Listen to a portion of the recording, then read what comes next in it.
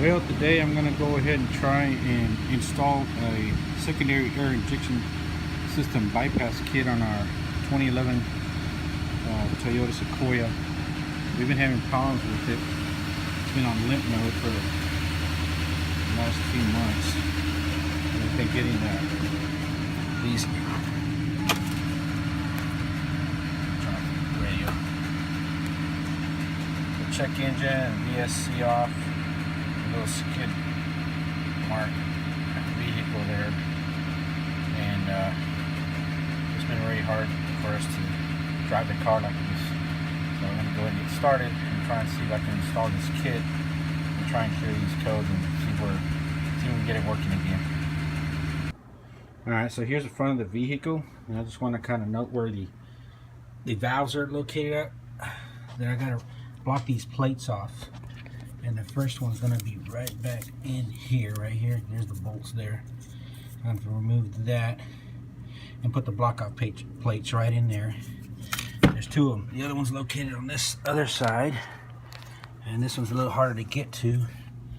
But it's going to be, let me see if I can find it right here. Right there. There's the bolts here. I'm going to remove that and put the block off plates in there. And once I do that, I'll do the electronics part and put that harness in there to try and get everything repaired on this thing and see if we can get it going again. So here's the kit that I bought in the mail. Okay, got it online. Here's the wiring harness. I'm going to attach this, and then the block off plates for the valves are right here. And this here is going to be going over to the starter. But I'll try and document the best I can. Alright, I just wanted to update a little bit here what I've done so far. I removed these bolts here, back here, and then I had to remove these two. These are 12 millimeters, these are 10 millimeters. That way I can have room to open up between the flange right there, and that's where the block off plates are going to go, right in between there. So I just wanted to point that out. You're going to have to remove these as well. That way you can move this and make room for the flange block off plates in there. Alright, so I'll remove these bolts here and I loosen these up, and there's the block off plate right in there. I've already slid it in there. I just wanted to kind of show you that it just slips right in there like that. And after this, I'm just going to tighten all these bolts up. And there is a metal gasket. It's back here. You want to make sure the metal gasket stays on that side over there. And you got the block off plate on this side here. So alright, so here's the passenger side, and I've got these bolts loosened up right here. Where's the other one? And there's one right back in here. It's hard for me to show you, but it's right there.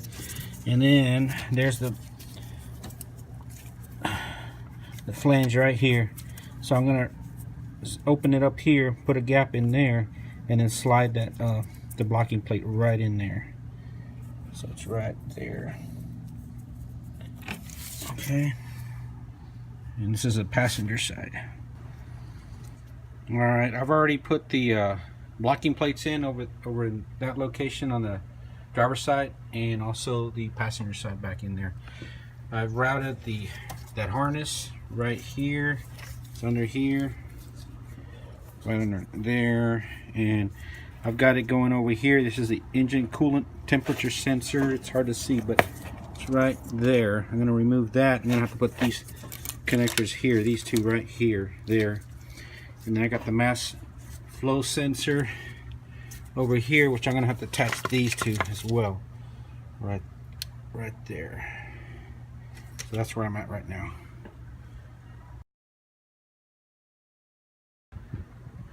Alright, I just wanted to show you where I've got the module attached right there, right here. Got it stuck to here. And then the mass airflow sensors right here. I already pulled it off. And I'm going to have to attach the, where is it? Can't find it. There, this part. Where's it at? Oh, it got stuck under there.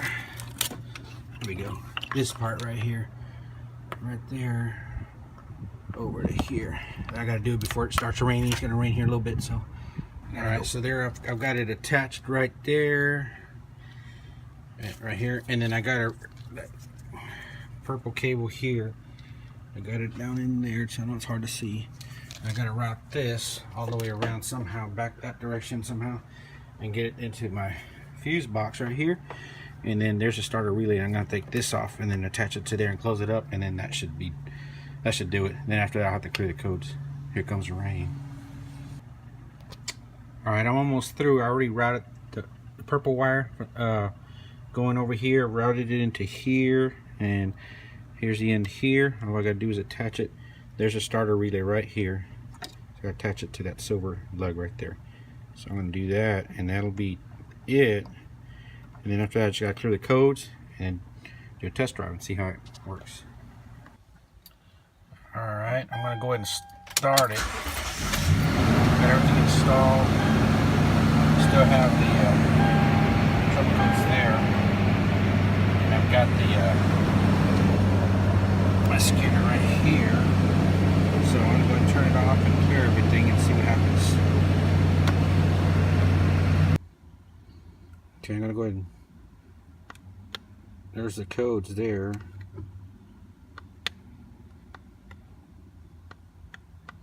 So I'm gonna go ahead and erase them.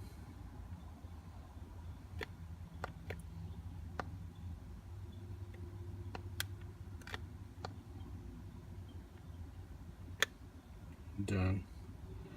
Now I'm gonna start it, see what happens. All right, here we go.